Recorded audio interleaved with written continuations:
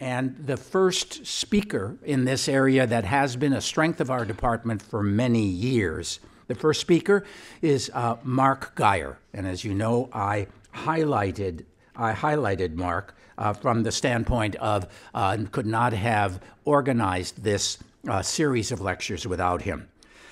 Mark began here in 1970 as a graduate student. I remember him basically very well, and in conjunction with both working with Arnold as well as being a good friend and working with David Segal. He currently, or he just recently retired in his Emeritus. He was vice chair for scientific affairs, where he did a bang-up job. And he is now a distinguished professor, a research professor, both of psychiatry and of neuroscience. Of all of his wonderful work, which has spilled over to clinical as well as basic, he is basically a pioneer in translational studies, cross-species translational studies, and how studies of behavior are relevant to psychiatric disorders.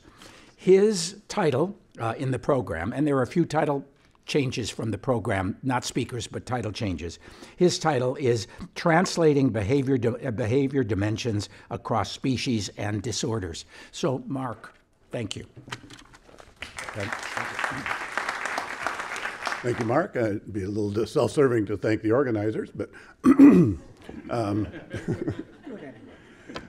so I want to give you two examples today of something that I think our department excels in, which is the translation of behavioral dimensions across species and disorders. I arrived here in 1970 as Arnold's graduate student. I think I was the 13th person in the department, if we count everybody, the staff included. And one reason I came here to work with Arnold was that we shared an interest in psychedelic drugs, both as models of psychosis and as tools to help us understand altered states of consciousness. One of the things that he impressed upon me that I took to heart is that the most important product of your career will not be data or papers, but your students who will solve tomorrow's problems. And I hope I'll illustrate how seriously I took that message in my career. David Segal was the person with whom I worked primarily for the first several years. I did most of my thesis research directly with him. He started out as a postdoc when I arrived, working with Arnold. And one of the things he impressed upon me was that we really shouldn't strive as preclinical scientists to model complex psychiatric diseases, but rather we should focus on dimensions that are amenable to cross-species study in order to understand the brain mechanisms observing psychopathology. We published that first in 1985, and then my late wife, Sina Marcu, and I expanded upon that idea in publications in 1995.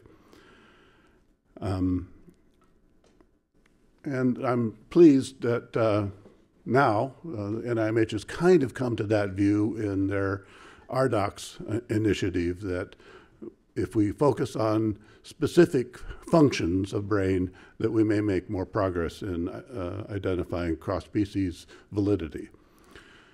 So in 1977, David Braff and I were newly minted assistant professors, and we took the opportunity, or were given the opportunity, to land in the new research buildings in Hillcrest, and we found that we had several interests in common. He, of course, being a clinician and I a basic scientist, but we shared an interest in this general theory that schizophrenia patients and perhaps other psychiatric disorder patients may suffer from impairments in the ability to inhibit processing of information.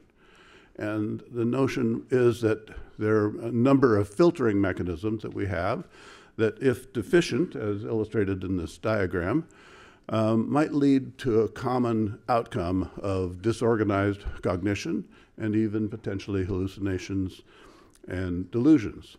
So we decided to operationalize this general theory in order to test it. And one of the first things we did was to work together on measures of the startle response. The startle response is advantageous because we have considerable confidence that we're measuring the same behavior in rodents and in humans. And that's not an easy statement to really make. In humans, we measure the eye blink component with EMG, headphones to produce sounds to startle them. And in animals, we measure the whole body flinch. I came to it with an interest in habituation, the simplest form of learning, thinking that if you can't habituate to unimportant things, it would be difficult to sort out what things are important versus unimportant. David came to UCSD with data in hand from his work with Notch Calloway, using prepulse inhibition studies in patients with schizophrenia. And we worked together to analyze those data and ultimately published them in 1978. Prepulse inhibition is a relatively automatic, unlearned form of filtering or sensory motor gating, in which you startle a subject on some trials, and other trials that startling stimulus is preceded by a weak prepulse. And there's this very robust, unlearned, untrained inhibition of the startle response as a result. So, as I said, we first published that result of deficits in prepulse inhibition in schizophrenia patients in 1978, but we continued in subsequent studies, as you've shown here. The bigger the bar, the more the prepulse inhibition, the more the gating. And schizophrenia patients who are medicated showed this deficit. Multiple studies have shown this. But we also saw this in first break, never medicated subjects that we studied in Zurich, Switzerland, in Franz Vollenweider's lab. The habituation deficits that we had seen in animals with certain drugs, we also showed were deficient in patients with schizophrenia, in medicated patients on the ward on 8 East at that time. And similarly to the work with prepulse inhibition, we were able to see the same kind of deficit in habituation in first break, never medicated patients in the studies in Switzerland. It actually took us several years to translate the human prepulse inhibition work into a rodent study. And we benefited by a young MD PhD student, Neil Sverdlow, who actually did this first in 1986. We cobbled together some equipment to do that. But these are data from Rob Mansbach in 1988. Any dopamine agonist, especially a D2 active dopamine agonist, that in a rat will disrupt prepulse inhibition. And Neil and our group showed that virtually any established approved antipsychotic would prevent that disruption of prepulse inhibition by apomorphine. And the correlation of the ability to do that was nicely correlated with the clinical potency of the antipsychotics. We took a different route. In other words, that was a translation from the human to the animal. This was a translation from the animal paradigm to the human, mimicking what we saw in schizophrenia patients. We had already demonstrated previously that drugs like LSD would also impair startle habituation, consistent with this notion of a model psychosis associated with psychedelic drugs. Well, about 1993, we founded the Hefter Research Institute, lamenting the fact that for about 40 years, there had been very little research on psychedelic drugs. American Psychiatry and NIMH essentially gave up on the idea of a model psychosis or learning anything about psychosis by studying psychedelic drugs. So any research effort or funding I could get had to be from National Institute on Drug Abuse, because NIMH wouldn't consider that. And Dave Nichols and I felt that we needed to re-legitimize, revitalize research, a basic rigorous research on psychedelics. And so we started this virtual institute called the Hefter Research Institute in '93. And one of the other Hefter researchers was Franz Vollenweider, a good friend of mine. He and I were very interested in using the model psychosis paradigm and also using these drugs as tools to understand altered states of consciousness. Most of the Hefter researchers were clinicians who really were interested in exploring the possible therapeutic uses of psychedelic drugs. And we made progress, fortunately, on both fronts.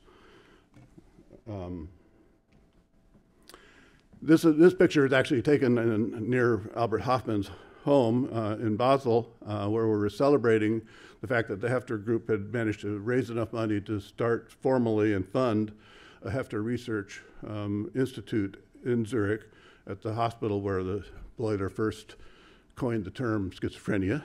And you can see Dave Nichols on the right, Franz in the front right, and Albert on the left.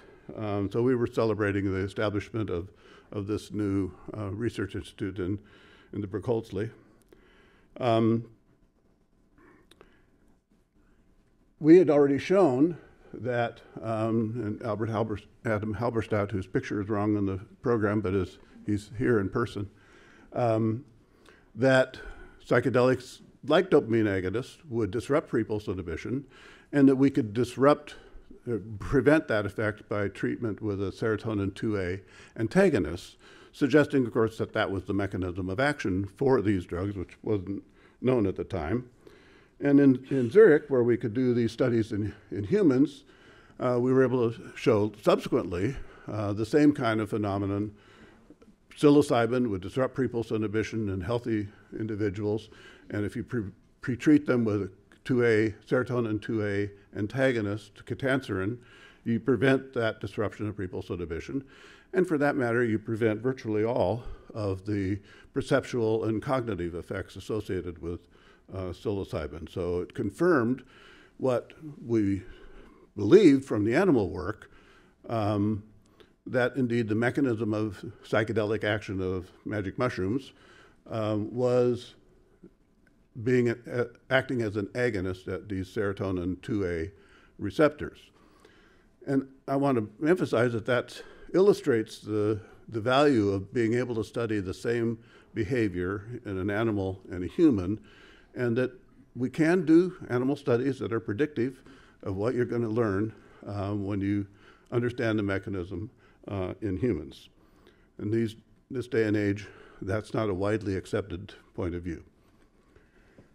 About 10 years ago, the work of the Hefter Research Institute has begun to attract more attention. For example, a German MD named Nick Langlitz, he spent a year in the labs of Franz and my lab, splitting the time over that year, to do an anthropological thesis on the process of psychedelic research and the revival of psychedelic research. He described the process of reviving and legitimizing this area of research, and specifically explored how animal and human research can be done in parallel. And the fine print that you may not be able to read up here is the revival of hallucinogen research since the decade of the brain. And of course, the decade of the brain was the program instituted and promulgated by our late chair, Lou Judd, when he was director of the NIMH, and where David Segal was serving as his assistant at the time.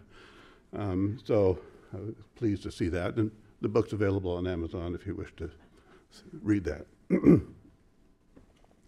But it's important, in fact, and legitimate to ask, is the psychedelic model psychosis paradigm actually really clinically relevant? I've suggested that it's relevant in terms of understanding mechanisms of action, but does this have relevance to clinical outcomes. So that's still a work in progress kind of answer, but one possible answer is that working with a local company, Acadia Pharmaceuticals, whose focus was on serotonin 2A antagonists. Mark Brand started the company, and unfortunately he passed away. His wife was on our faculty for a period of time, by the way. We had shown that their selective, very selective serotonin 2A antagonists were able to block the effects of a psychedelic drug on Prepulse inhibition.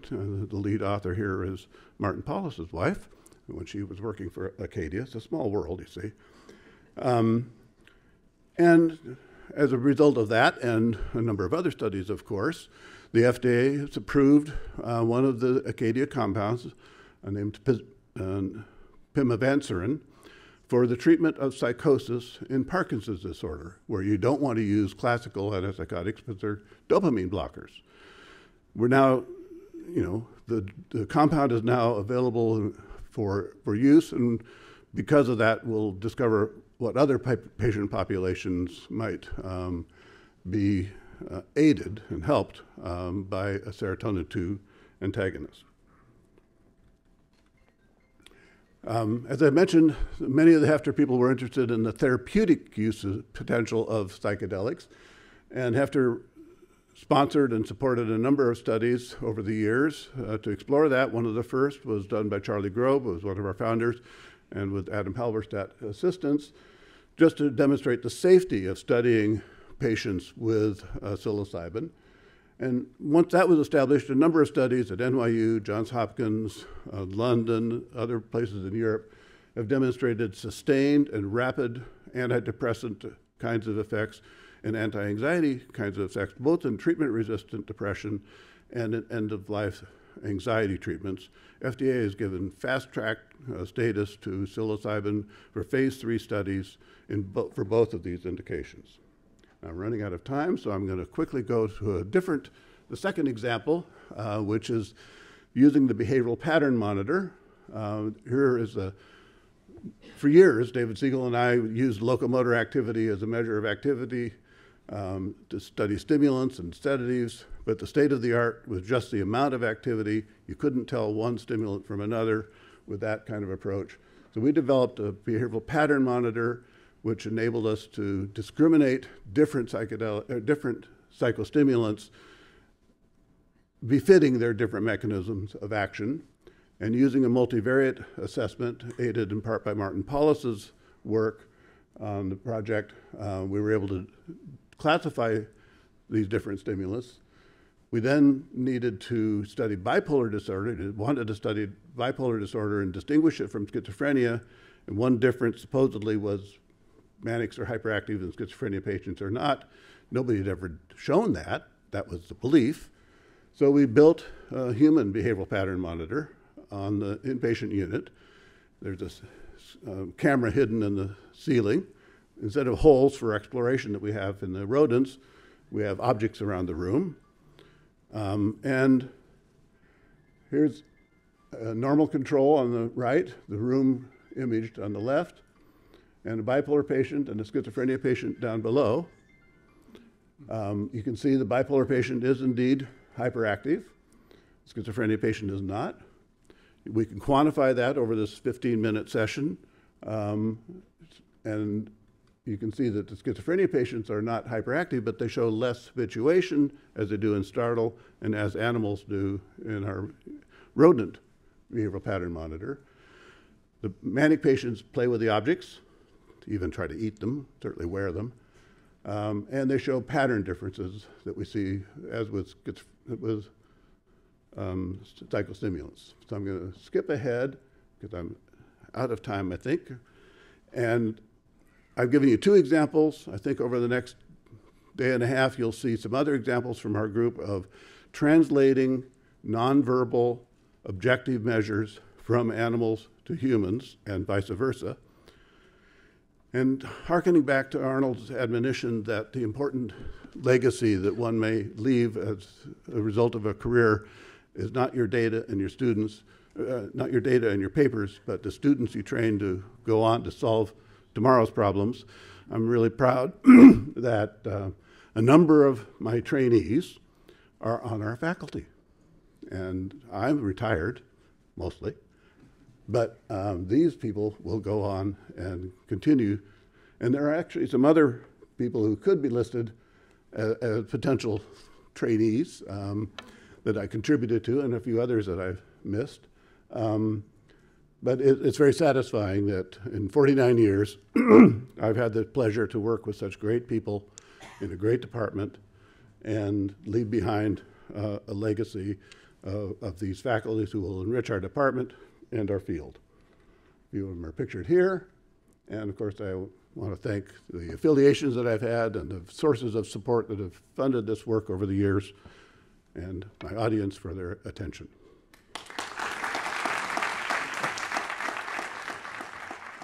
So thank you very much. That is really impressive. I mean, I've been here for all these years, and I didn't know half that stuff.